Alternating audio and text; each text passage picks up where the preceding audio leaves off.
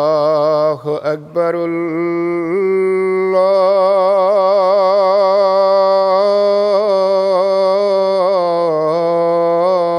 الله أكبر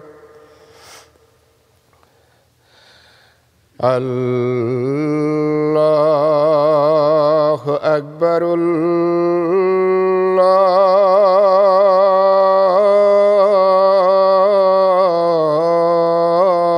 الله أكبر أشهد أن لا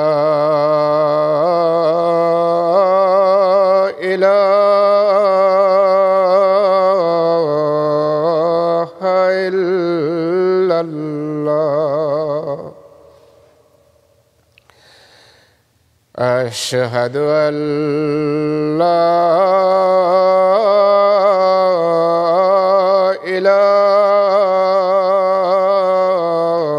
إله إلا الله أشهد أن محمدًا رسول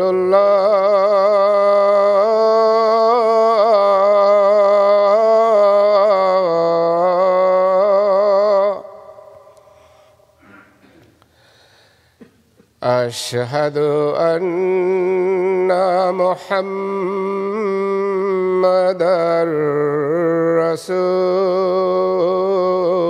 رسول الله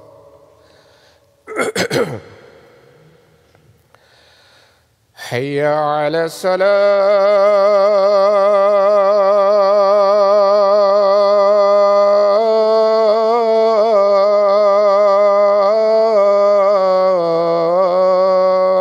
الصلاة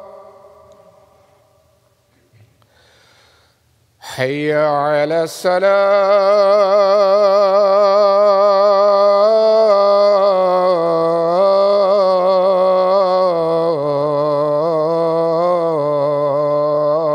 الصلاة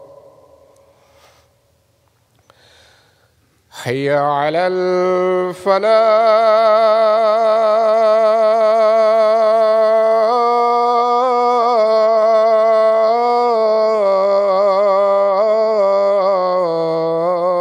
الفلاح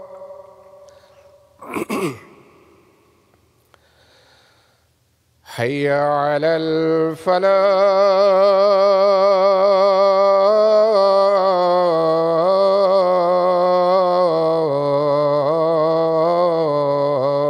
الفلاح الله أكبر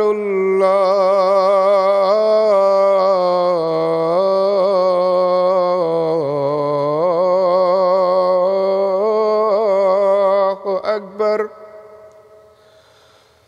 لا إله إلا الله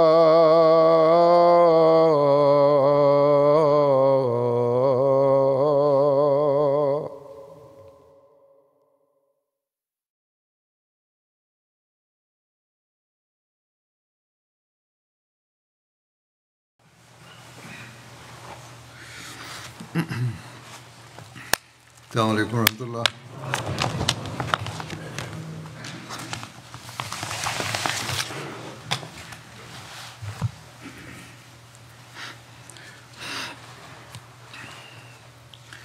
أشهد أن لا إله إلا الله وحده لا شريك له وأشهد أن محمدًا عبده ورسوله أما بعد فأعوذ بالله من الشيطان الرجيم بسم الله الرحمن الرحيم الحمد لله رب العالمين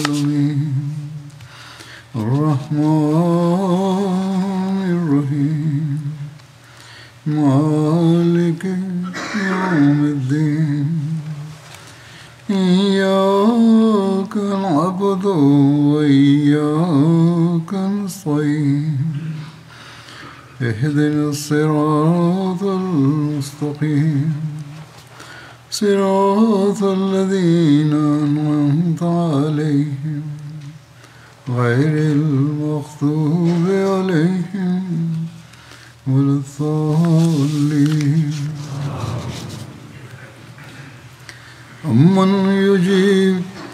أمن يجيب المضطر إذا دعاه ويكشف السوء ويجعلكم خلفاء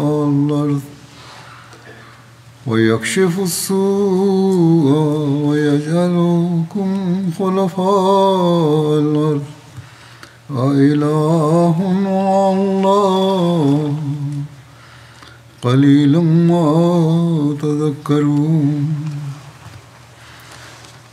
یا پھر وہ کون ہے جو بے قرار کی دعا قبول کرتا ہے جب وہ اسے پکارے اور تکلیف دور کر دیتا ہے اور تمہیں زمین کا وارث بناتا ہے؟ کیا اللہ کے ساتھ کوئی اور معبود ہے؟ بہت کم ہے جو تم نصیحت پکڑتے ہو۔ اللہ تعالیٰ اس آیت میں فرماتا ہے کہ میں مضطر اور بے قرار کی دعائیں قبول کرتا ہوں۔ گزشتہ جمعہ بھی میں نے دعا کا مضمون ہی حضرت مسیح علیہ السلام کے حوالوں کی روشنی میں بیان کیا تھا کہ دعائیں کس طرح ہونی چاہیے، ان کی حکمت، ان کی فلاسفی کیا ہے۔ یہی دعا کا مضمون آج بھی جاری ہے۔ جیسا کہ میں نے کہا، اللہ تعالیٰ فرماتا ہے کہ میں مضطر کی دعائیں سنتا ہوں۔ تو مضطر سے مراد صرف بے قرار ہی نہیں ہے، بلکہ ایسا شخص ہے جس کے تمام راستے کٹ گئے ہوں۔ بس جب ہم دعا کے لیے اللہ تعالیٰ کے آگے جھکیں تو ایسی حالت بنا کر جھکیں اور اللہ تعالیٰ کے حضور یہ دعا کریں کہ سوائے تیرے ہمارا کوئی نہیں، اور ہم تجھی پر انحصار کرتے ہیں، بھروسہ کرتے ہیں اور تیرے پاس ہی آئے ہیں۔ جماعتی لحاظ سے تو خاص طور پر یہ بات یاد رکھنی چاہیے کہ اللہ تعالیٰ کے علاوہ اور کوئی نہیں ہے جو ہمیں ان حالات سے نکالے جو پاکستان میں ہے یا بعض دوسرے ملکوں میں ہے۔ بلکہ ذاتی طور پر بھی اگر انسان سمجھے تو اللہ تعالیٰ ہی ہے جو سب کام کرتا ہے، وہی ہے جو ہماری ضرورتیں پوری کرتا ہے، وہی ہے جس کے آگے جھکا جا سکتا ہے، وہی ہے جو اسباب مہیا کرتا ہے۔ جو نہیں بھی اس کے سامنے جھکتے ان پر بھی اس کی رحمانیت کا جلوہ ہے کہ جو فیض اٹھا رہے ہیں۔ حضرت مسیح علیہ السلام نے مضطر کے حوالے سے جو خاص نقطہ بیان فرمایا ہے، اور اس کا میں نے گزشتہ خود میں بھی ذکر کیا تھا کہ اللہ تعالیٰ نے اپنی شناخت کی یہ خاص نشانی بیان فرمائی ہے کہ میں مضطر کی دعا سنتا ہوں۔ بس اپنی دعاؤں میں حالت اضطرار پیدا کرنے کی ضرورت ہے۔ بس ہمیں دعاؤں کی طرف خاص توجہ دینی چاہیے۔ یہ دعائیں ہی ہیں جو ہمیں ان حالات سے نکالیں گی جن میں ہم آج کل ہیں، بلکہ امت مسلمہ کے ابتلا سے نکالنے کے لیے بھی دعائیں ہی کام آئیں گی اگر اس کو سمجھ کر یہ لوگ دعا کریں اور ساتھ ہی اللہ تعالیٰ کے بھیجے ہوئے کی مخالفت کو ترک کریں۔ بہرحال جہاں تک احمدیوں کا سوال ہے، ہر احمدی کو یہ بات اپنے ذہن میں اچھی طرح بٹھا لینی چاہیے کہ اضطرار کی حالت پیدا کریں اگر اپنی دعاؤں کی قبولیت چاہتے ہیں۔ حضرت مسیح علیہ السلام نے اس مضمون کو کئی جگہ بیان فرمایا۔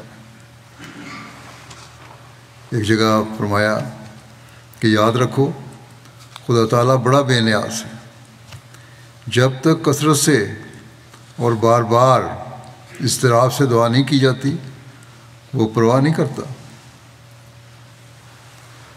فرمایا قبولیت کے واسطے اضطراب شرط ہے، اور اضطراب کی وہ حالت ہے جب 100% یہ یقین ہو کہ اب دنیا کے تمام راستے بند ہو گئے ہیں اور اب ایک ہی راستہ ہے جو خدا تعالیٰ کا راستہ، جو حضرت طواب کا راستہ، جو ہمیں مشکلات سے نکال سکتا ہے۔ بس اپنی دعاؤں میں یہ درد کی حالت ہمیں پیدا کرنی چاہیے، ورنہ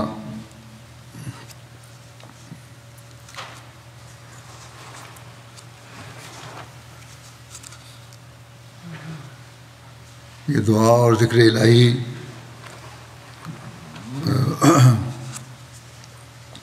جو ہے اگر صرف زبانی جمع خرچ ہو تو کوئی فائدہ نہیں۔ اس بارے میں ایک موقع پر حضرت صلی اللہ علیہ وسلم نے فرمایا کہ میں تمہیں حکم دیتا ہوں کہ اللہ کو زیادہ یاد کرو، اور ذکر کی مثال ایسی سمجھو کہ جیسے کسی آدمی کا اس کے دشمن نہایت تیزی کے ساتھ پیچھا کر رہے ہوں یہاں تک کہ اس آدمی نے بھاگ کر ایک مضبوط قلعے میں پناہ لی اور دشمنوں کے ہاتھ لگنے سے بچ گیا۔ اسی طرح انسان شیطان سے نجات پا سکتا ہے، ورنہ کوئی ذریعہ نہیں۔ بس دعاؤں کی طرف بہت زیادہ ضرورت ہے۔ قرآنی دعائیں ہیں، مسنون دعائیں ہیں، حضرت مسیح علیہ السلام کی سکھائی ہوئی دعائیں ہیں، اپنی زبان میں دعائیں ہیں، ان کی حد اور ہمیں بہت توجہ کرنی چاہیے اگر ہم نے ان حالات سے باہر نکلنا ہے جو ہمارے لیے پیدا کیے گئے ہیں یا پیدا کیے جا رہے ہیں۔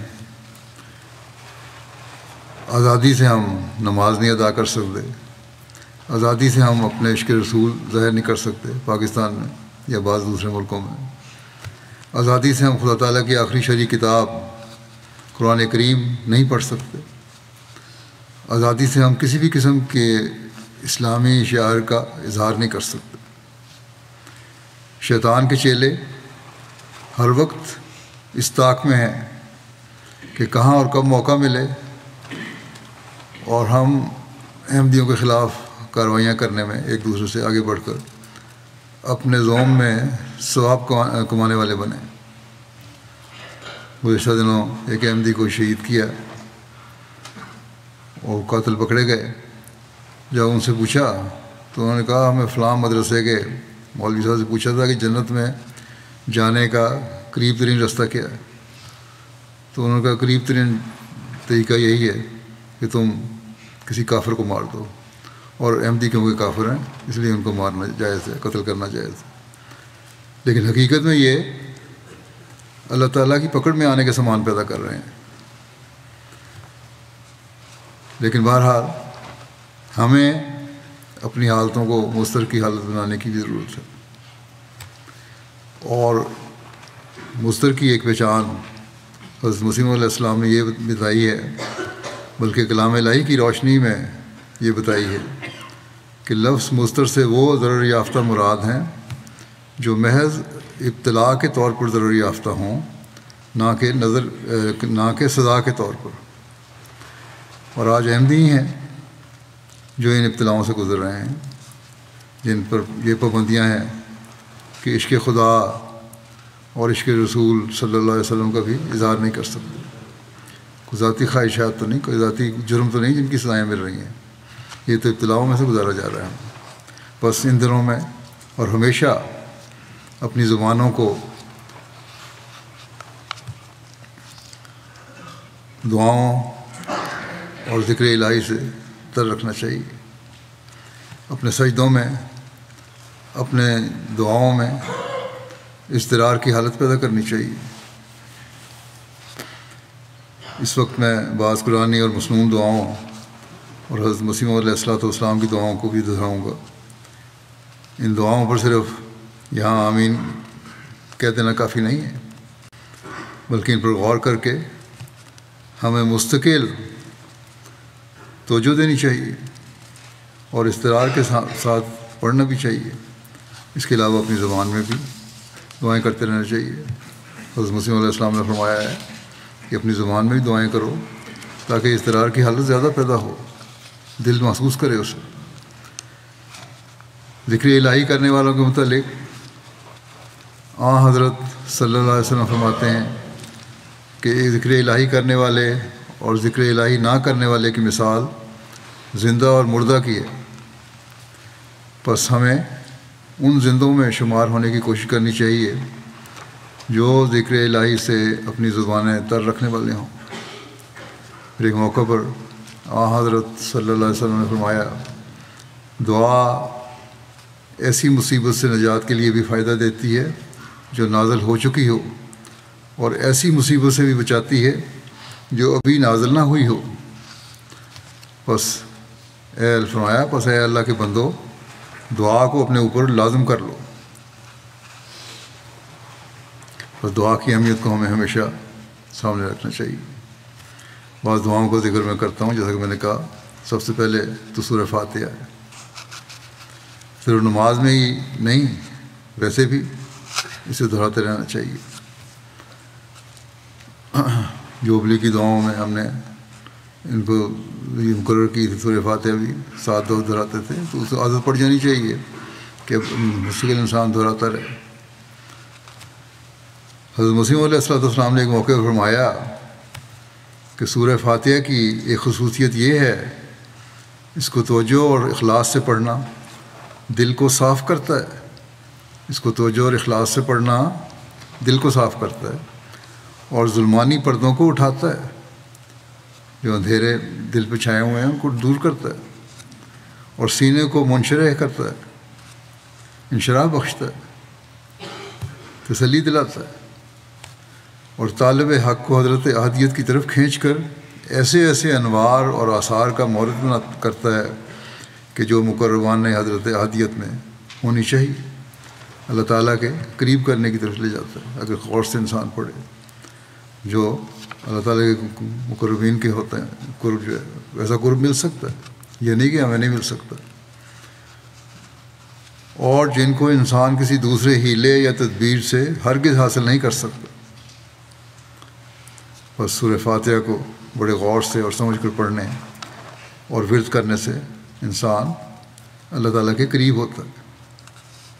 بلکہ اس میں بیان دعائیں ہی انسان میں اضطرار کی حالت پیدا کر دیتی ہیں اگر غور کیا جائے تو. پھر قرآن کریم کی ایک دعا ہے، ربنا آتنا فی الدنیا حسنۃ وفی الآخرۃ حسنۃ وقنا عذاب النار. اے ہمارے رب، ہمیں دنیا میں بھی حسنات عطا کر اور آخرت میں بھی حسنات عطا کر، اور ہمیں آگ کے عذاب سے بچا.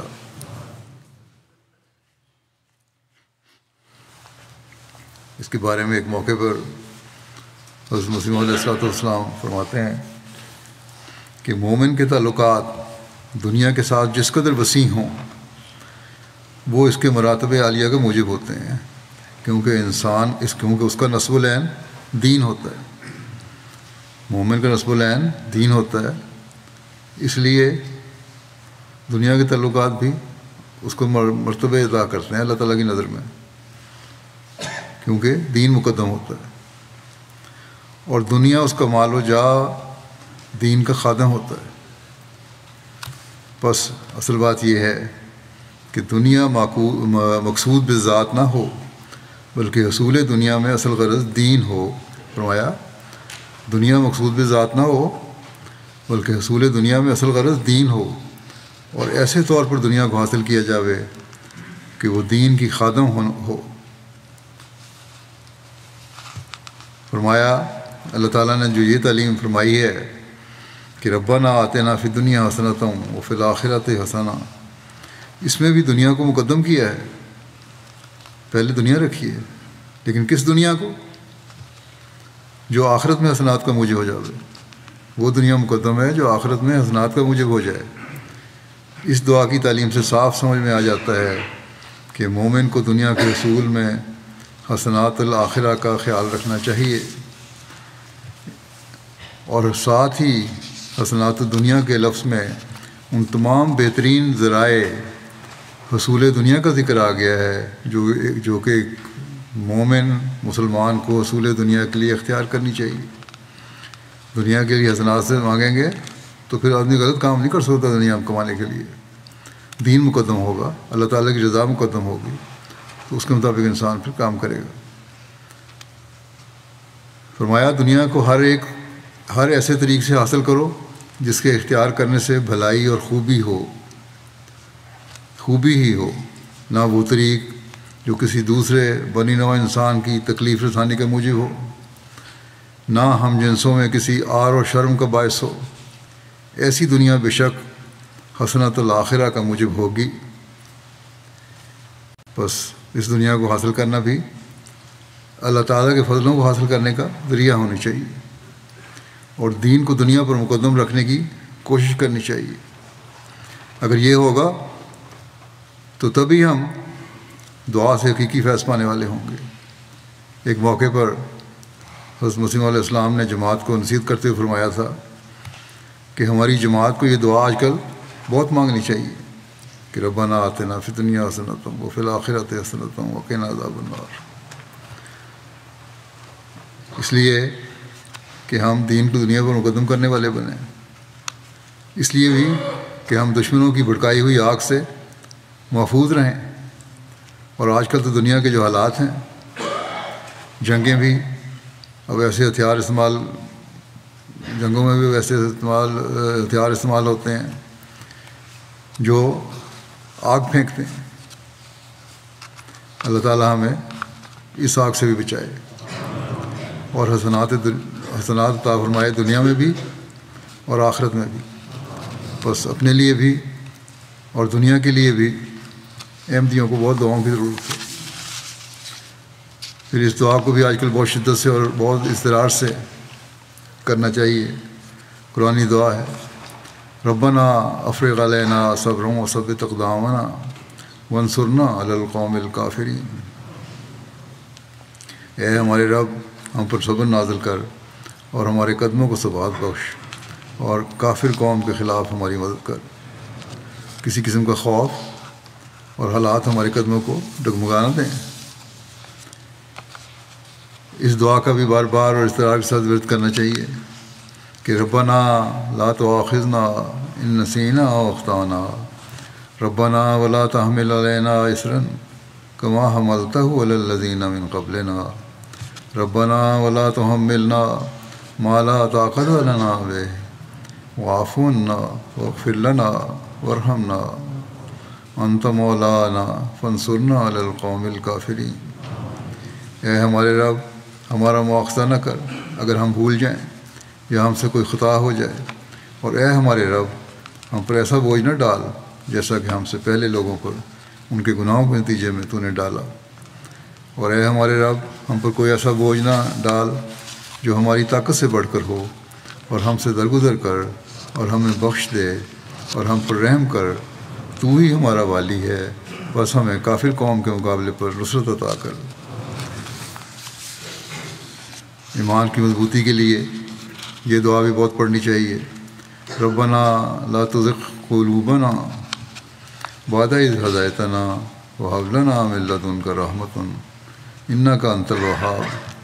اے ہمارے رب، ہمارے دلوں کو ٹیڑھا نہ ہونے دے بعد اس کے کہ تو ہمیں ہدایت دے چکا ہے، اور ہمیں اپنی طرف سے رحمت عطا کر، یقیناً تو ہی ہے جو بہت عطا کرنے والا ہے۔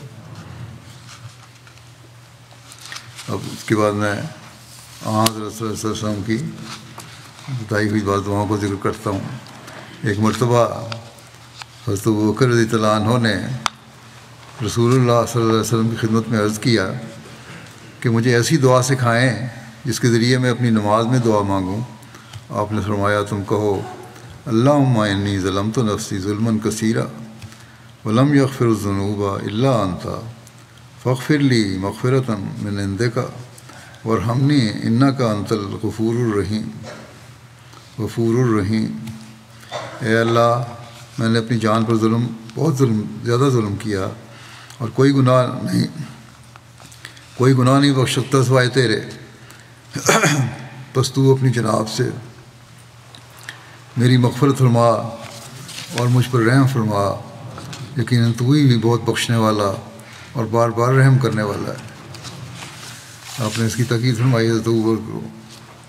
پھر مصعب بن سعد اپنے والد سے روایت کرتے ہیں کہ ایک بدوی رسول اللہ صلی اللہ علیہ وسلم کی خدمت میں حاضر ہوا اور عرض کیا کہ مجھے کوئی ایسی بات سکھائیے جو میں کہا کروں۔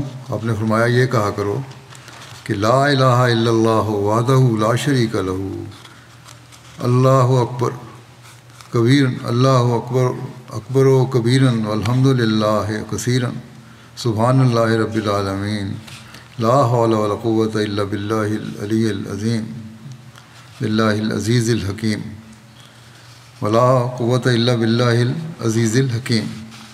اللہ کے سوا کوئی عبادت کے لائق نہیں، وہ اکیلا ہے، اس کا کوئی شریک نہیں، اللہ سب سے بڑا ہے اور اللہ اس کے لیے بہت حمد ہے، پاک ہے۔ اللہ جو تمام جہانوں کا رب ہے، نہ کوئی طاقت ہے نہ کوئی قوت ہے مگر اللہ کو جو غالب بزرگی والا اور خوب حکمت والا ہے۔ اس بدوی نے عرض کیا کہ یا رسول اللہ یہ تو میرے رب کے لیے ہیں، اس کی تعریف میں کر رہا ہوں، میرے لیے کیا ہے؟ آپ نے فرمایا کہ یہ کہا کرو کہ اللہم اغفر لی وارحمنی واہدنی وارزقنی، کہ اے اللہ مجھے بخش دے، مجھ پر رحم فرما، مجھے ہدایت دے اور مجھے رزق عطا فرما۔ ایک دوسری روایت میں بیان ہے کہ جب کوئی شخص اسلام قبول کرتا تو نبی کریم صلی اللہ علیہ وسلم اسے یہ دعا سکھایا کرتے تھے۔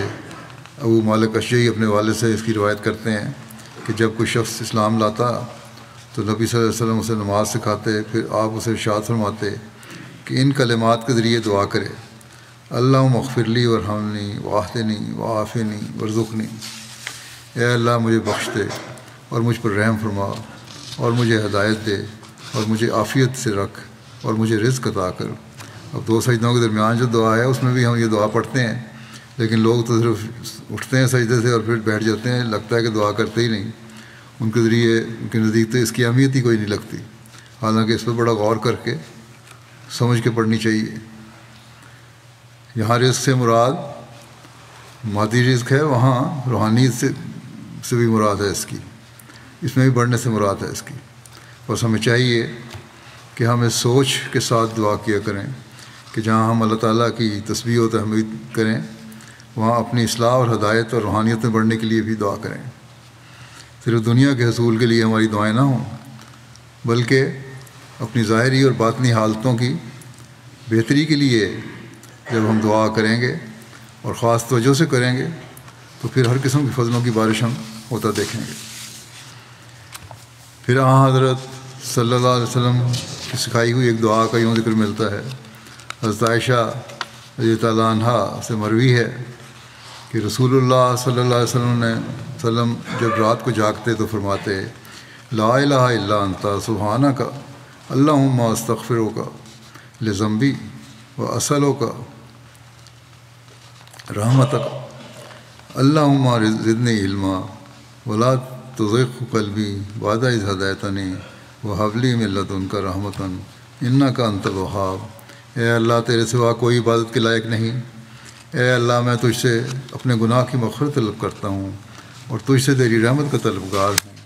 اے اللہ مجھے علم میں بڑھا دے اور میرے دل کو ٹیڑھا نہ کرنا بعد اس کے جب تو نے مجھے ہدایت دے دی، اور اپنی جناب سے مجھے رحمت عطا فرما، یقیناً تو ہی بہت زیادہ عطا کرنے والا ہے۔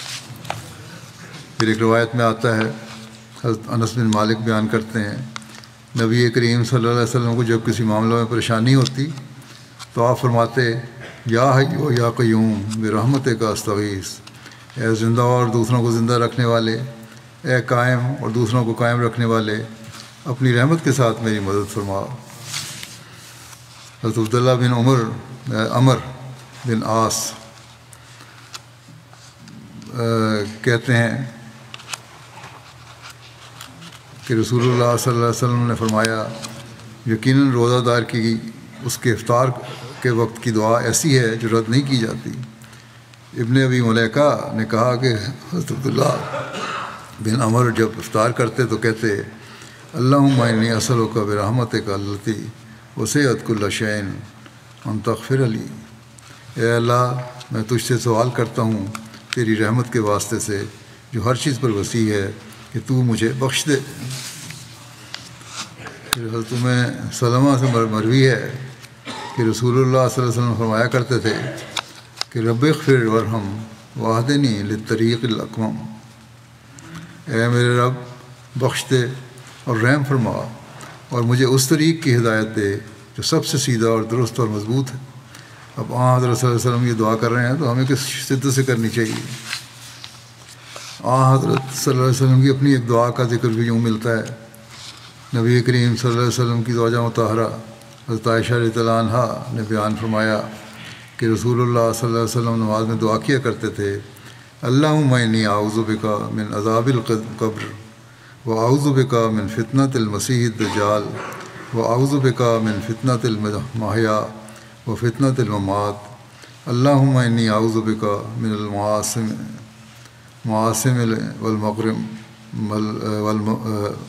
والمغرم، اے اللہ میں تیری پناہ میں آتا ہوں قبر کے عذاب سے، اور تیری پناہ میں آتا ہوں مسیح دجال کے فتنے سے، اور تیری پناہ میں آتا ہوں زندگی کی فتنے سے اور موت کے فتنے سے۔ اے اللہ میں تیری پناہ میں آتا ہوں گناہ سے اور مالی بوجھ سے۔ کسی کہنے والے نے آپ سے کی خدمت میں عرض کیا کہ آپ کس قدر کثرت سے کیوں مالی بوجھ سے گناہ طلب کرتے ہیں؟ تو آپ نے فرمایا جب آدمی مالی بوجھ پڑتا ہے تو جب وہ بات کرتا ہے تو جھوٹ بولتا ہے، اور جب وعدہ کرتا ہے تو وعدہ خلافی کرتا ہے۔ اب یہ دعا آپ جو کر رہے ہیں وہ آپ تو بہرحال ان چیزوں سے پاک تھے، یقیناً اپنی امت کے لیے کر رہے تھے، تو وہ ان چیزوں سے بچیں، وہ جھوٹ سے بچیں، وعدہ خلافی سے بچیں۔ اب اپنے جائزے لینے کی ضرورت ہے کہ جب ہم دعائیں کرتے ہیں تو کیا ہم ان چیزوں کی پابندی بھی کر رہے ہوتے ہیں؟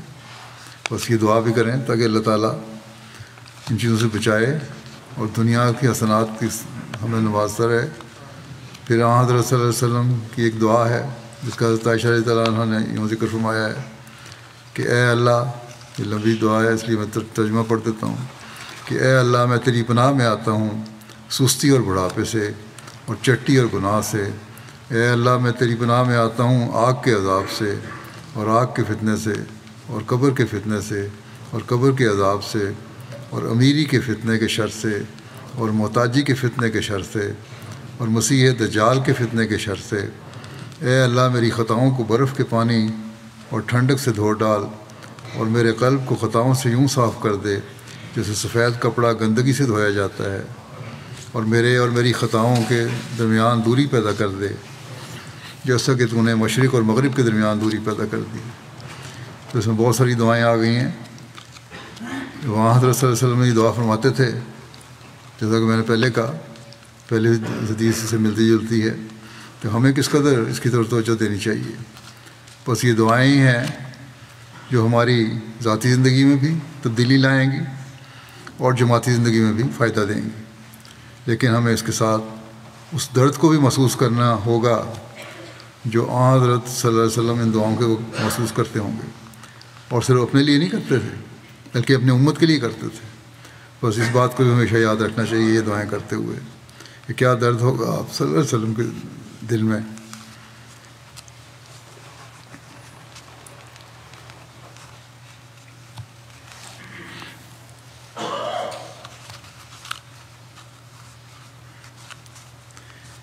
آپ نے مسیح الدجال کے فتنے سے بھی خاص طور پر پناہ مانگی جو اس زمانے میں اپنے عروج پر ہے۔ بس مسیح موعود کے غلاموں کو جو حضرت صلی اللہ علیہ وسلم کے حقیقی متبعین میں سے ہیں خاص طور پر دعاؤں کی طرف توجہ دینی چاہیے، اور ان فتنوں سے بچنے کے لیے، اور خاص طور پر فتنہ دجال سے بچنے کے لیے اور دنیا کو بچانے کے لیے اس دعا کی اور ضرورت ہے۔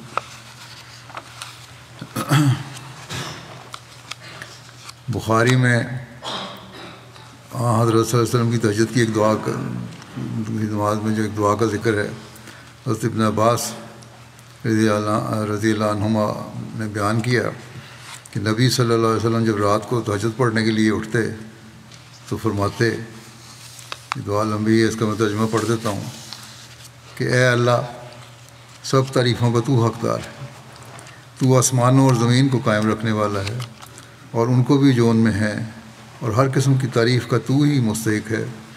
آسمانوں اور زمین کی بادشاہت تیری ہے اور ان کی بھی جو ان میں ہیں، ہر قسم کی تعریف کا تو ہی مستحق ہے۔ تو آسمانوں کا اور زمین کا نور ہے اور ان کا جو ان میں ہیں، اور ہر قسم کی تعریف کا تو ہی مستحق ہے۔ تو برحق ہے، تیرا وعدہ برحق ہے، تیری ملاقات برحق ہے، تیرا ارشاد برحق ہے، اور جنت برحق ہے، اور آگ برحق ہے، اور انبیاء برحق ہیں، اور محمد صلی اللہ علیہ وسلم برحق ہیں، اور موعود گھڑی برحق ہے۔ اے اللہ، میں تیرے حضور جھکا ہوں اور تیری خاطر میں نے جھگڑا کیا اور تیرے حضور فیصلہ چاہا، بس تو مجھے بخش دے جو میں نے پہلے آگے بھیجا اور جو بعد کے لیے رکھ دیا، اور جسے میں نے پوشیدہ کیا اور جس کا میں نے اظہار کیا۔ تو مقدم ہے اور تو مؤخر ہے، صرف تو ہی عبادت کے لائق ہے، یا فرمایا تیرے سوا کوئی معبود نہیں۔ پھر حضرت ابو ہریرہ رضی اللہ عنہ سے مروی ہے کہ ایک شخص نے عرض کیا، یا رسول اللہ صلی اللہ علیہ وسلم، میں نے آج رات آپ کی دعا سنی، اس میں سے جو مجھ تک پہنچا آپ کہہ رہے تھے، اللہم اغفر لی ذنبی ووسع لی فی داری وبارک لی فیما رزقتنی۔ اے اللہ، مجھے میرے گناہ بخش دے اور میرے لیے میرا گھر وسیع کر دے اور میرے لیے اس میں برکت رکھ دے جو تو نے مجھے بطور رزق عطا فرمایا ہے۔ آپ صلی اللہ علیہ وسلم نے فرمایا، کیا تم دیکھتے ہو کہ ان کلمات نے کوئی چیز چھوڑی ہے؟ تو یہ حضرت صلی اللہ علیہ وسلم کی دعائیں ہیں، ان کا ترجمہ کو یاد کر کے یا اس کا مفہوم سمجھ کر اس طرح ہمیں بھی دعائیں کرنی چاہیے۔ پھر بخاری میں ایک دعا اس طرح ملتی ہے کہ اللہم اجل فی قلبی نوراً وفی بصری نوراً وفی سمعی نوراً وعن یمینی نوراً وعن یساری نوراً وفوقی نوراً وتحتی نوراً وامامی نوراً وخلفی نوراً واجعل لی نوراً۔ حضرت صلی اللہ علیہ وسلم دعا میں یہ بھی روایت میں آتا ہے کہ یہ دعا کیا کرتے تھے کہ اے اللہ، میرے دل میں نور رکھ دے، میری بصارت و بصیرت میں نور رکھ دے، میری سماعت میں نور رکھ دے، میرے دائیں بھی نور رکھ دے، میرے بائیں بھی نور رکھ دے، میرے اوپر بھی نور ہو اور میرے نیچے بھی نور ہو، اور میرے آگے بھی نور رکھ دے اور میرے پیچھے بھی نور رکھ دے، اور میرے لیے نور ہی نور کر دے۔ پھر آپ صلی اللہ علیہ وسلم کی ایک دعا کا یوں ذکر ہے، زیاد بن علاقہ اپنے چچا قطبہ بن مالک سے روایت کرتے ہیں کہ حضرت صلی اللہ علیہ وسلم یہ دعا مانگا کرتے تھے کہ اے میرے اللہ، میں برے اخلاق اور برے اعمال سے اور بری خواہشات سے تیری پناہ چاہتا ہوں۔ بڑی مختصر سی دعا ہے یہ، اور یہ ہر کوئی آرام سے کر بھی سکتا ہے۔ برے اخلاق، برے اعمال اور بری خواہشات سے تیری پناہ چاہتا ہوں۔ اگر یہ انسان کرے اور درد سے کرے تو بہت ساری برائیاں بھی دور ہو جائیں گی اور نیکیاں پیدا ہو جائیں گی۔ پھر ایک روایت میں آتا ہے، حضرت ابو امامہ رضی اللہ عنہ روایت کرتے ہیں کہ رسول اللہ صلی اللہ علیہ وسلم اس کثرت سے دعائیں کی کہ ہم کو ان میں سے کچھ بھی یاد نہ رہا۔ تو بیٹھے ہوں گے، دعائیں سکھا رہے ہوں گے، بہت ساری دعائیں کی۔ چنانچہ ہم نے رسول اللہ صلی اللہ علیہ وسلم کی خدمت میں عرض کیا،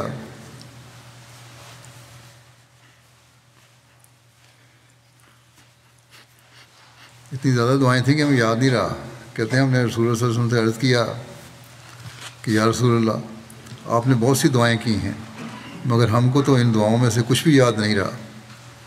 اس پر رسول اللہ صلی اللہ علیہ وسلم نے فرمایا کیا میں تم لوگوں کو ایک ایسی دعا نہ بتا دوں جو ان سب دعاؤں کی جامع دعا ہے؟ سنیں غور سے کیا فرمایا آن صلی اللہ علیہ وسلم نے فرمایا کہ تم لوگ یہ دعا کیا کرو کہ اے اللہ ہم تجھ سے اس خیر کے طالب ہیں جس خیر کے طالب تیرے نبی محمد صلی اللہ علیہ وسلم تھے، اور ہم ہر اس شر سے تیری پناہ میں آتے ہیں جس سے تیرے نبی محمد صلی اللہ علیہ وسلم نے تجھ سے پناہ طلب کی تھی، اور اصل مددگار تو ہی ہے، اور تجھی سے ہم دعائیں مانگتے ہیں، اور اللہ کی مدد کے بغیر نہ تو ہم نیکی کرنے کی طاقت پاتے ہیں اور نہ ہی شیطان کے حملوں سے بچنے کی قوت۔ بس اگر ہم یہ دعا کریں گے تو جہاں حضرت رسول اللہ علیہ وسلم کی محبت ہمارے دلوں میں پیدا ہوگی وہاں تمام جامع دعائیں ہمارے دل میں نکلنی شروع ہو جائیں گی۔ پھر بخشش اور مغفرت کی ایک دعا ہے۔ حضرت ابو موسیٰ اشعری رضی اللہ عنہ کے بیٹے نے اپنے والد سے روایت کرتے ہیں کہ نبی صلی اللہ علیہ وسلم یہ دعا کیا کرتے تھے کہ اے میرے رب میری خطائیں، میری جہالتیں، میری تمام معاملات میں زیادتیاں جو تو مجھ سے زیادہ جانتا ہے مجھے بخش دے۔ اے میرے اللہ، اب یہاں صلی اللہ علیہ وسلم یہ دعا کر رہے ہیں جن کے میں یہ برائیاں کا ہم تصور بھی نہیں کر سکتے ان باتوں کو کہ نیکیاں ہی نیکیاں تھیں، لیکن کس لیے؟ امت کے لیے، امت کو سکھانے کے لیے فرما رہے ہیں کہ اے میرے اللہ مجھے میری خطائیں، میری آمدن کی گئی غلطیاں، جہالت اور سنجیدگی سے ہونے والی میری غلطیاں مجھے معاف فرما دے، اور یہ سب میری طرف سے ہوئی ہوں۔ اے اللہ مجھے میرے وہ گناہ بخش دے جو میں پہلے کر چکا ہوں اور مجھ سے بعد میں سرزد ہوئے ہیں، اور جو میں چھپ کر چکا ہوں اور جو میں اعلانیہ کر چکا ہوں۔ مقدم و مؤخر تو ہی ہے اور تو ہر ایک چیز پر قدرت رکھنے والا ہے۔ بس بخاری کی یہ حدیث ہے، اور یہ روایتیں اس لیے ہیں کہ ہم یہ دعا کریں کہ ہمارے لیے دعائیں سکھائی گئی ہیں۔ پھر مصیبت اور حالت کرب کی ایک دعا کا ذکر یوں ملتا ہے کہ لا الہ الا اللہ العظیم الحلیم، لا الہ الا اللہ رب العرش العظیم، لا الہ الا اللہ رب السماوات و رب الارض و رب العرش الکریم۔ حضرت ابن عباس رضی اللہ عنہ نے روایت کی ہے کہ رسول اللہ صلی اللہ علیہ وسلم تکلیف کی حالت میں یہ دعا کیا کرتے تھے کہ اللہ کے سوا کوئی معبود نہیں، وہ عظمت والا اور بردبار ہے۔ اللہ کے سوا کوئی معبود نہیں، وہ عرش عظیم کا رب ہے۔ اللہ کے سوا کوئی معبود نہیں، وہ آسمان و زمین کا اور عرش کریم کا رب ہے۔ پھر ابتلاء کے وقت کی دعا اس طرح ہے، اس کا ابو ہریرہ نے ذکر کیا ہے کہ رسول اللہ صلی اللہ علیہ وسلم کان رسول اللہ صلی اللہ علیہ وسلم یتعوذ من جہد البلاء و درک الشقاء و سوء القضاء و شماتت الاعداء۔ حضرت ابو ہریرہ روایت کرتے ہیں کہ رسول اللہ صلی اللہ علیہ وسلم ناقابل برداشت آزمائشوں، بدبختی، بری قضا اور دشمن کے خوش ہونے سے اللہ تعالیٰ کی پناہ طلب فرمایا کرتے تھے۔ دنیا کے فتنے سے بچنے کے لیے ایک دعا ہے، اللہم انی اعوذ بک من البخل و اعوذ بک من الجبن و اعوذ بک من ان نرد الی ارذل العمر و اعوذ بک من فتنۃ الدنیا و عذاب القبر۔ مصعب بن سعد بن ابی وقاص اپنے والد سے یہ روایت کرتے ہیں کہ انہوں نے بیان کیا کہ نبی کریم صلی اللہ علیہ وسلم ہمیں یہ کلمات ایسے سکھایا کرتے تھے جس طرح لکھنا پڑھنا سکھایا جاتا ہے، اس طرح لکھاتے تھے، تاکید کرتے تھے جس طرح لکھنا پڑھنا سکھایا جاتا ہے کہ اے اللہ، یہ دعا کیا تھی جو سکھاتے تھے کہ اے اللہ میں تیری پناہ چاہتا ہوں بخل سے، اور تیری پناہ چاہتا ہوں بزدلی سے، اور تیری پناہ چاہتا ہوں اس بات سے کہ میں ارذل العمر کی طرف لوٹایا جاؤں، اور تیری پناہ چاہتا ہوں دنیاوی آزمائشوں میں گھرنے سے اور قبر کے عذاب میں گرفتار ہونے سے۔ بڑی جامع دعا، حصول رشد کی دعا۔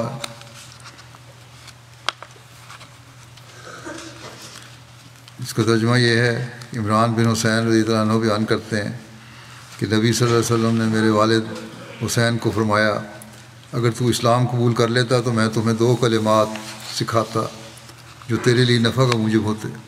وہ بیان کرتے ہیں کہ جب حسین نے اسلام قبول کیا تو انہوں نے کہا یا رسول اللہ مجھے وہ 2 کلمات سکھائی ہے جن کا آپ نے مجھ سے وعدہ کیا تھا۔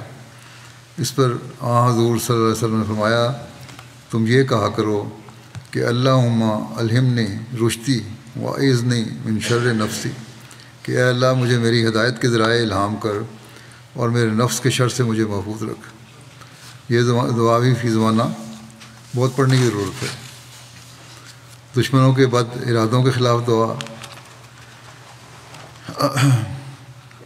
اللہم انا نجعلک فی نحورہم ونعوذ بک من شرورہم۔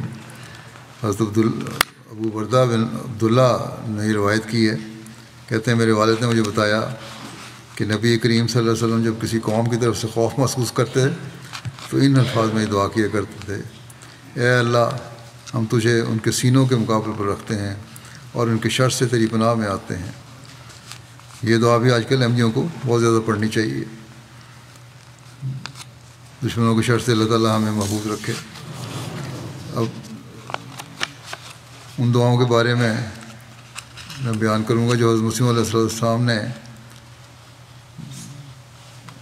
کی طرف سے ہمیں ملتی ہیں، جو بعض ارشادات ہیں اور بعض دعائیں ہیں۔ اپنے ایک خط میں مولوی نذیر حسین صاحب سخا دہلوی نے حضرت اقدس کی خدمت میں لکھا کہ حصول حضور کا کیا طریقہ ہے، کس طرح ہم توجہ پیدا کریں اللہ تعالیٰ کی طرف۔ اس پر حضرت مسیح علیہ السلام نے جو جواب دیا وہ یہ تھا کہ السلام علیکم ورحمۃ اللہ وبرکاتہ۔ طریق یہی ہے کہ نماز میں اپنے لیے دعا کرتے رہیں اور سرسری اور بے خیال نماز سے خوش نہ ہوں، بلکہ جہاں تک ممکن ہو توجہ سے نماز ادا کریں۔ توجہ پیدا نہ ہو تو 5 وقت ہر ایک نماز میں خدا تعالیٰ کے حضور میں بعد ہر رکعت کے کھڑے ہو کر یہ دعا کریں کہ اے خدا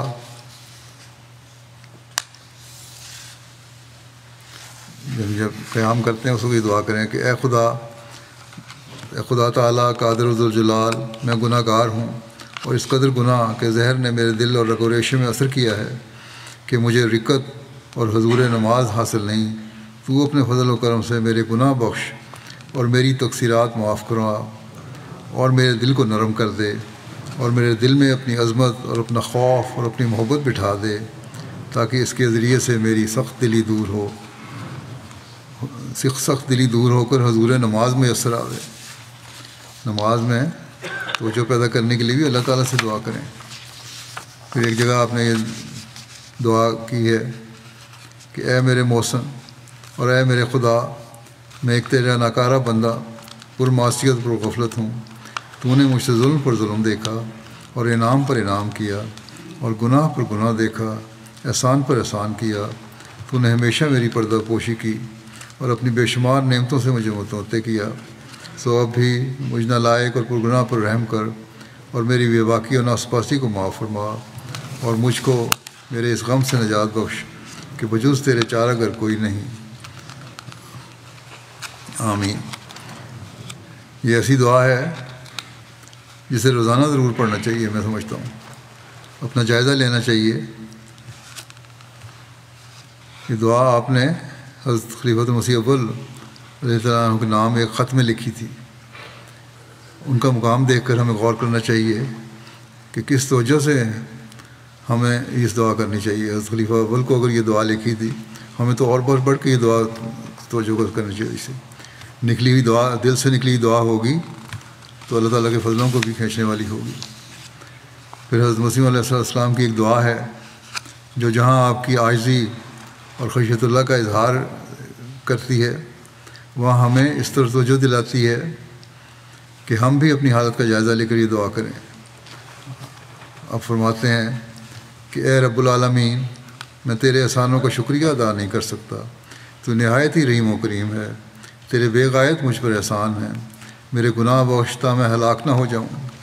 میرے دل میں اپنی خالص محبت ڈال تا مجھے زندگی حاصل ہو، اور میری پردہ پوشی فرما، اور مجھ سے ایسے عمل کرا جن سے تو راضی ہو جائے۔ میں تیرے وجہ کریم کے ساتھ اس بات سے بھی پناہ مانگتا ہوں کہ تیرا غضب مجھ پر وارد ہو۔ رحم فرما، رحم فرما، رحم فرما، اور دنیا و آخرت کی بلاؤں سے مجھے بچا، کیونکہ ہر ایک فضل و کرم تیرے ہی ہاتھ میں ہے۔ آمین۔ پھر آپ کی ایک دعا ہے جو آپ نے پیغام صلح کے شروع میں تعریف فرمائی ہے، جس کی طرف ہمیں بہت توجہ دینی چاہیے۔ فرمایا کہ اے میرے قادر خدا، اے میرے پیارے رہنما، تو ہمیں وہ راہ دکھا جس سے تجھے پاتے ہیں اہل صدق و صفا، اور ہمیں ان راہوں سے بچا جن کا مدعا صرف شہوات ہیں، یا کینہ، یا بغض، یا دنیا کی حرص و ہوا ہے۔ دین ہمیں مقدم ہو۔ پھر ایک جگہ نصیحت کرتے ہوئے آپ نے فرمایا سب سے عمدہ دعا یہ ہے کہ خدا تعالیٰ کی رضامندی اور گناہوں سے نجات حاصل ہو، کیونکہ گناہوں ہی سے دل سخت ہو جاتا ہے اور انسان دنیا کا کیڑا بن جاتا ہے۔ ہماری دعا یہ ہونی چاہیے کہ خدا تعالیٰ ہم سے گناہوں کو جو دل کو سخت کر دیتے ہیں دور کر دے، اور اپنی رضامندی کی راہ دکھلائے۔ پھر آپ کی ایک دعا ہے کہ ہم تیرے گناہ گار بندے ہیں اور نفس غالب ہے، تو ہم کو معاف فرما اور آخرت کی آفتوں سے ہم کو بچا۔ دنیا کی اصلاح کے درد میں آپ کی ایک دعا کا یوں ذکر ملتا ہے کہ اے خدا بند قادر مطلق، اگرچہ قدیم سے تیری یہی عادت اور سنت یہی ہے کہ تو بچوں اور امیوں کو سمجھ عطا کرتا ہے اور اس دنیا کے حکیموں اور فلاسفروں کی آنکھوں اور دلوں پر سخت پردے تاریکی کے ڈال دیتا ہے، مگر میں تیری جناب میں عجز اور تضرع سے عرض کرتا ہوں کہ ان لوگوں میں سے بھی ایک جماعت ہماری طرف کھینچ لا، یعنی جو پڑھے لکھے لوگ ہیں ان لوگوں میں سے ایک جماعت ہماری طرف کھینچ لا، جیسے تو نے بعض کو کھینچا بھی ہے، اور ان کو بھی آنکھیں بخش اور کان عطا کر اور دل عنایت فرما، تا وہ دیکھیں اور سنیں اور سمجھیں، اور تیری اس نعمت کا جو تو نے اپنے وقت پر نازل کی ہے، یعنی حضرت مسیح علیہ السلام کا نازل آنا، قدر پہچان کر اس کے حاصل کرنے کے لیے متوجہ ہو جائیں۔ اگر تو چاہے تو ایسا کر سکتا ہے تو ایسا کر سکتا ہے، کیونکہ کوئی بات تیرے آگے انہونی نہیں۔ آمین۔ آج بھی اس دعا کی ہمیں آپ کی پیروی میں ضرورت ہے۔ دنیا کی اور خاص طور پر مسلم امہ کی اصلاح ہوگی اور حضرت مسیح علیہ السلام کی طرف توجہ پیدا ہوگی، تو تب ہی ان کی کھوئی ہوئی عظمت انہیں ملے گی، اور دنیا میں جو آج ان کی ہر جگہ سبکی ہو رہی ہے اس سے بھی نجات ملے گی۔ خدا تعالیٰ ہمارے لیڈروں کو اور علماء کو بھی عقل دے، ان میں سے بھی نیک فطرت باز ہوں گے ایسے، اللہ تعالیٰ انہیں اس طرف کھینچ کے لائے۔ بس ہمیں بڑے درد سے اس دعا کو بھی کرنا چاہیے۔ پھر آپ کی ایک دعا کا ذکر یوں ملتا ہے، حضرت نواب محمد علی خان صاحب کو ایک خط میں آپ نے یہ دعا لکھی تھی کہ دعا بہت کرتے رہو اور عاجزی کو اپنے خصلت بناؤ، عاجزی کو اپنی خصلت بناؤ، جو صرف رسم اور عادت کے طور پر زبان سے دعا کی جاتی ہے کچھ بھی چیز نہیں ہوتی۔ جو صرف رسم اور عادت کے طور پر زبان سے دعا کی جاتی ہے وہ کچھ بھی چیز نہیں ہوتی۔ جب دعا کرو تو بجز صلاۃ فرض کے یہ دستور رکھو کہ اپنی خلوت میں جاؤ اور اپنی زبان میں نہایت عاجزی کے ساتھ، یعنی صرف فرض نمازیں نہیں بلکہ نفل نمازوں میں بھی نہایت عاجزی کے ساتھ، جیسے ایک ادنا سے ادنا بندہ ہوتا ہے، خدائے تعالیٰ کے حضور میں دعا کرو۔ اے رب العالمین، تیرے احسان کا میں شکر نہیں کر سکتا، تو نہایت ہی رحیم و کریم ہے، اور تیرے بے نہایت مجھ پر احسان ہے۔ میرے گناہ بخش تا میں ہلاک نہ ہو جاؤں، میرے دل میں اپنی خالص محبت ڈال تا مجھے زندگی حاصل ہو، اور میری پردہ پوشی فرما، اور مجھ سے ایسے عمل کرا جن سے تو راضی ہو جاوے۔ میں تیرے وجہ کریم کے ساتھ اس بات سے پناہ مانگتا ہوں کہ تیرا غضب مجھ پر وارد ہو۔ رحم فرما اور دین و آخرت کی بلاؤں سے مجھے بچا، کہ ہر ایک فضل و کرم تیرے ہی ہاتھ میں ہے۔ آمین۔ اور ان دعاؤں کی قبولیت کے لیے یہ بھی بہت ضروری ہے کہ ہم زیادہ سے زیادہ درود شریف پڑھیں۔ درود کے بغیر ہماری دعائیں جو ہیں وہ تو ہوا میں معلق ہو جاتی ہیں، اللہ تعالیٰ پہنچتی نہیں۔ بس اللہم صلی علی محمد وعلی آل محمد کما صلیت علی ابراہیم وعلی آل ابراہیم انک حمید مجید۔ اللہم بارک علی محمد وعلی آل محمد کما بارکت علی ابراہیم وعلی آل ابراہیم انک حمید مجید۔ اس کا بہت زیادہ ہمیں ورد کرنا چاہیے۔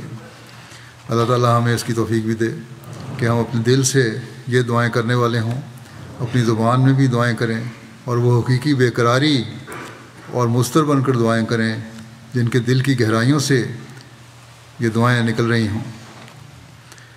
رمضان کی برکات کو ہمیشہ قائم رکھنے کے لیے بھی دعا کریں۔ اس جمعہ کے برکات اور آئندہ آنے والے تمام جمعوں کی برکات ہم حاصل کرنے والے ہوں۔ اسیران کی رہائی جو حضرت مسیح علیہ الصلوۃ والسلام کے ماننے کے جرم میں اسیر ہیں، ان کے لیے بہت دعا کریں، چاہے وہ پاکستان میں ہیں، یمن میں ہیں یا اور جگہوں پہ ہیں۔ اللہ تعالیٰ ان کی رہائی کے سامان پیدا فرمائے اور شریروں کے شر ان پر الٹائے۔ ہمیں اور ہماری نسلوں کو جنگوں کی آگ سے محفوظ رہنے اور اس کے بعد کے اثرات سے محفوظ رہنے کے لیے بہت دعا کریں، اللہ تعالیٰ ہمیں اس سے بچائے۔ اور اب لگتا ہے کہ یہ جنگ سامنے کھڑی کی اب تو شروع ہو چکی ہے، بلکہ عالمی جنگ شروع ہو چکی ہے، لیکن دنیا کے حکمرانوں کو اس کی کوئی فکر نہیں ہے۔ ان کے خیال میں وہ محفوظ رہیں گے اور عوام مریں گے، لیکن یہ بھی ان کی خام خیالی ہے، اپنی انا کو مقدم کر رہے ہیں۔ عوام کی تو ان کو کوئی پرواہ بھی نہیں ہے۔ یہی دجالی چالیں ہیں، عوام کو اپنے دام میں پھنسا لیا کہ ہم یہ کرتے ہیں وہ کرتے ہیں تمہارے لیے۔ اب تو عوام میں کہیں کہیں بہرحال آوازیں اٹھنی شروع ہو گئی ہیں، اور لیکن ان کی چالوں نے لوگوں کو خدا تعالیٰ سے دور کر دیا، خود تو یہ دور ہیں ہی، اور ساتھ ہی ہر قسم کی بے حیائی اور بے باکی عروج پر ہے۔ یہ بھی اللہ تعالیٰ کو پسند نہیں ہے۔ اس کا نتیجہ یہی نکلنا ہے کہ خدا تعالیٰ کی پکڑ میں آئیں۔ ایسے میں احمدیوں کو اپنے آپ کو خدا کے قریب کرنے اور دعاؤں میں اضطرار پیدا کرنے کی بہت ضرورت ہے، تاکہ ان کی شر سے بچ سکیں۔ ان کے نیک فطرت لوگوں کے بھی شر سے بچنے کے لیے، جو ان کے نیک فطرت لوگ ہیں ان کے لیے بھی دعا کریں کہ وہ بھی شر سے بچ جائیں۔ جیسا میں نے کہا کہ جنگ عظیم تو شروع ہو چکی ہے، فلسطین کی سرحدوں سے اب یہ جنگ باہر نکل گئی ہے۔ سیریا میں ایران کے سفارت خانے میں حملہ جو کیا ہے انہوں نے، یہ کسی بھی قانون کے تحت ایک بہت بڑا جرم ہے۔ اسرائیل نے کیا ہے، اس لیے دنیا خاموش ہے۔ اب اس سے مزید جنگ پھیلے گی۔ ان کے امدادی کارکنوں کے مرنے پر اب شور مچا ہے اور کچھ لوگ بولنے لگ گئے ہیں، لیکن معصوم فلسطینیوں کے مرنے پر یہ خاموش تھے۔ اب اس درد کو یہ محسوس کر رہے ہیں جب اپنے لوگ مرے ہیں۔ تو بہرحال یہ دعا کرنی چاہیے کہ اللہ تعالیٰ انسانیت کو بچا لے اور ہمیں دعاؤں میں بھی اپنا حق ادا کرنے کی توفیق عطا فرمائے۔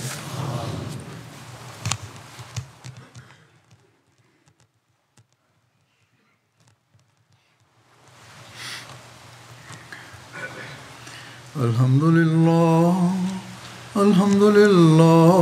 نحمدہ ونستعینہ ونستغفرہ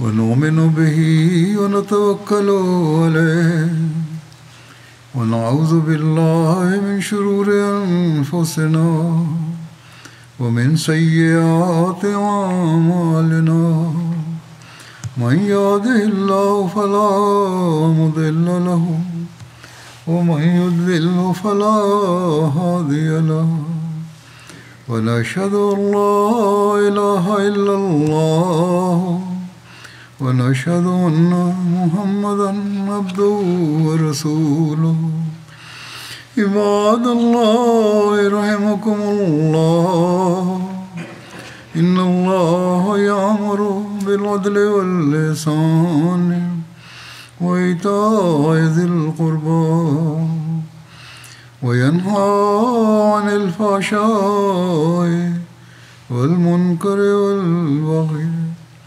يعظكم لعلكم تذكرون اذكروا الله يذكركم وادعوه يستجب لكم ولذكر الله أكبر.